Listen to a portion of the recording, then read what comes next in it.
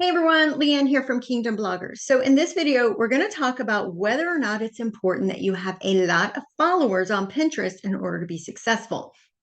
So followers, just like social media, people in the platform, they like your content, they can, manually follow you.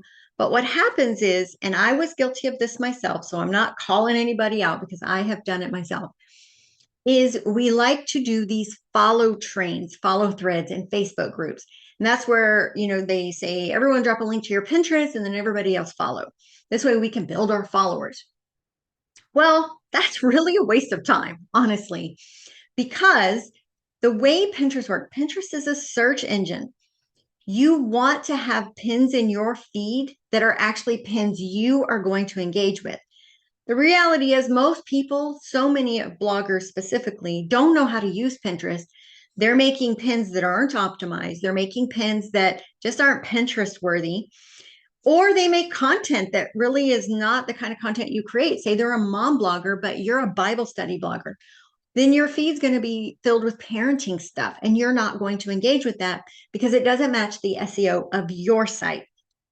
You should only follow Pinterest users who you are, like your content matches their content. In other words, if your site is all about Bible study, then you should follow other Pinterest users who share Bible study type content. If you're a parenting blogger, now a parenting blogger, Christian parenting could do both because you have the parenting stuff and the Bible stuff. But again, you want to make sure you're following people who match your SEO. Here's why. Let's hop over here to my home screen. So when you log into Pinterest and you go to the home feed, anybody you follow, their pins will show up on this, okay? Now, if we're following each other, it's to help build engagement, right?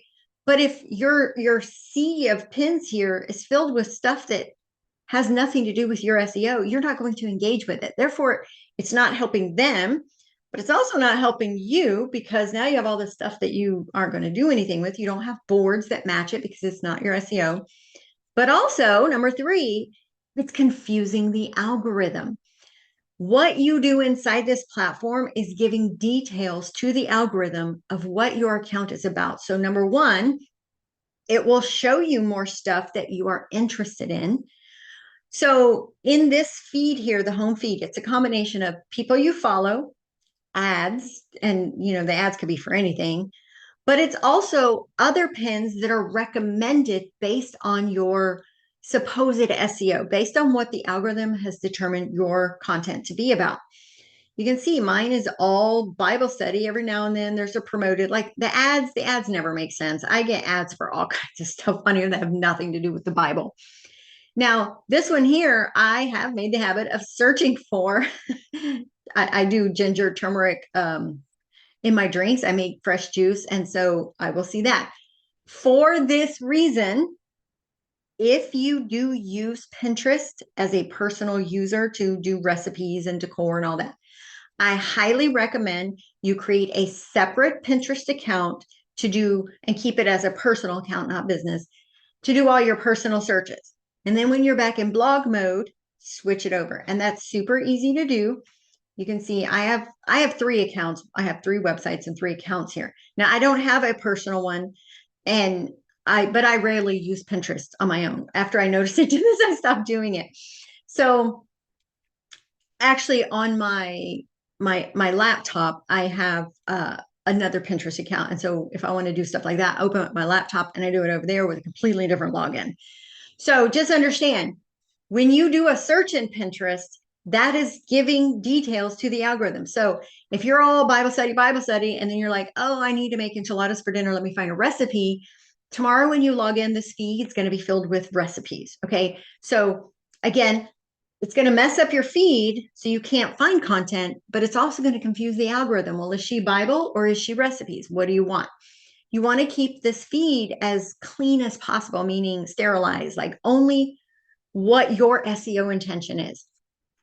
So this is where the people you follow, their pins will show up. So again, don't follow people that aren't pinning stuff that is relevant to what you do. Follow trains, quit doing them. They're just not worth it. So here's how content is found. Pinterest is a search engine. So if your pins are great, right? Let's say you only have 10 followers, but you have a lot of content. Well, if you have only 10 followers and you have great content, that's not gonna work. If you have really great content and you're pinning quite a bit and you're following all the rules of the pinning, you're gradually going to gain followers organically. But people come here and they go to this search bar and they type in stuff. That is most likely how they're going to find your content. Yes, followers, of your profile will see some of your pins here. Most people don't have time to scroll the feed. They're going to go and they're going to search for something. So let's say Bible study lessons. And then if your pins are good, they're going to show up in this feed and that's how they're going to find you. Okay. So talking about organic growth of followers, here, I'm just going to show you, if you use Tailwind, like you could probably find it in here. Pinterest analytics, as I've mentioned before, are a little weird. Yeah, you can't really even see how many followers. It doesn't show you follower growth. If you're using Tailwind, however, and I'm not saying use Tailwind just for this purpose, but if you happen to use it, you can see your follower growth over time. So this is Kingdom.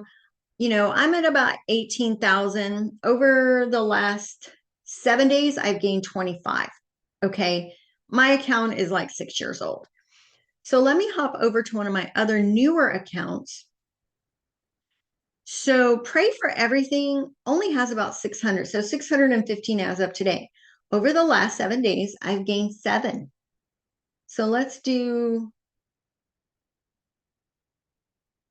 we'll do March 1st. So over the last, and you can see, it was about right here when I really started ramping up my pinning.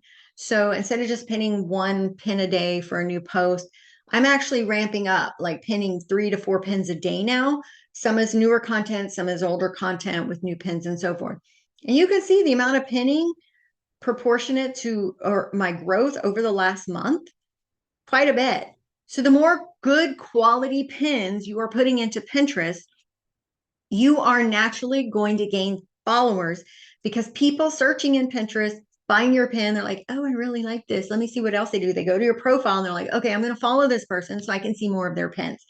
That is how you want to get follower growth.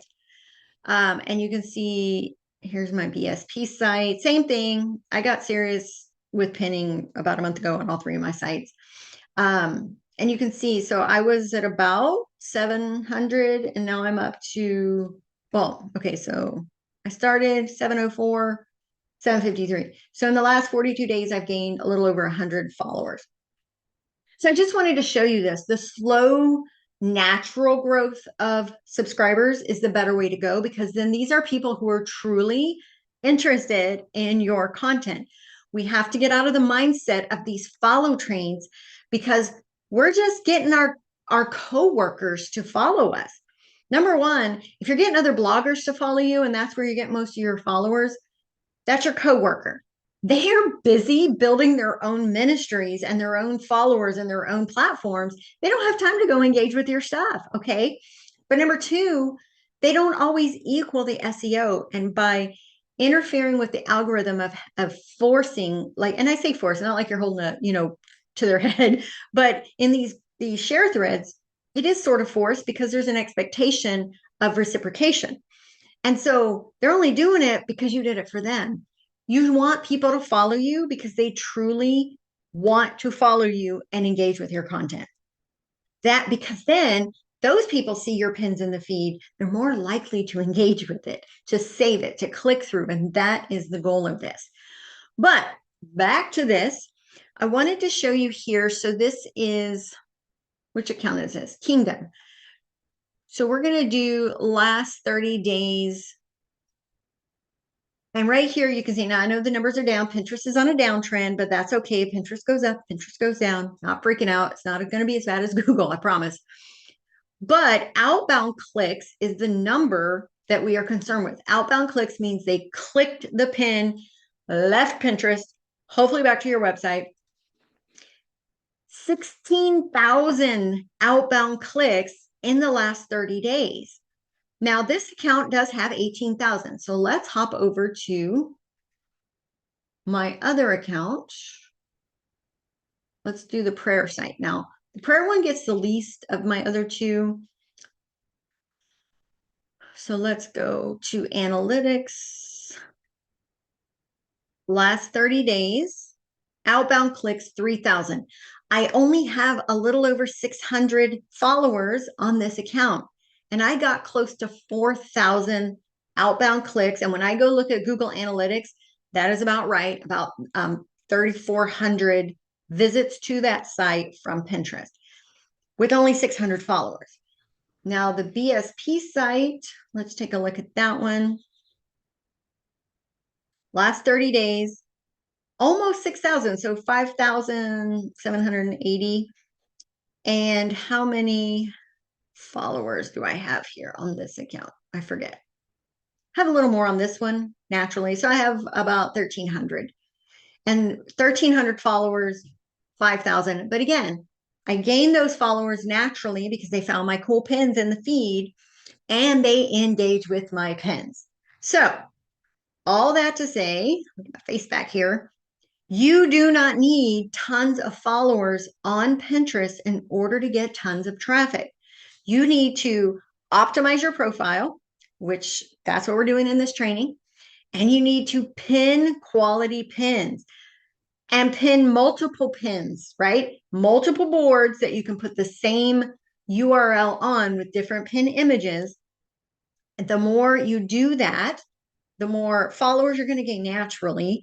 But more importantly, the more traffic you're going to see. And you saw that with that graph. About the time I started getting really ramping up on my pinning strategy is when my traffic started going up, as did my followers. So stop doing Pinterest share threads, right? They're totally worthless, total waste of time. There's other more fruitful things you could be doing with your time than going back and following everybody, which then fills your feed with a bunch of stuff you're never going to engage with.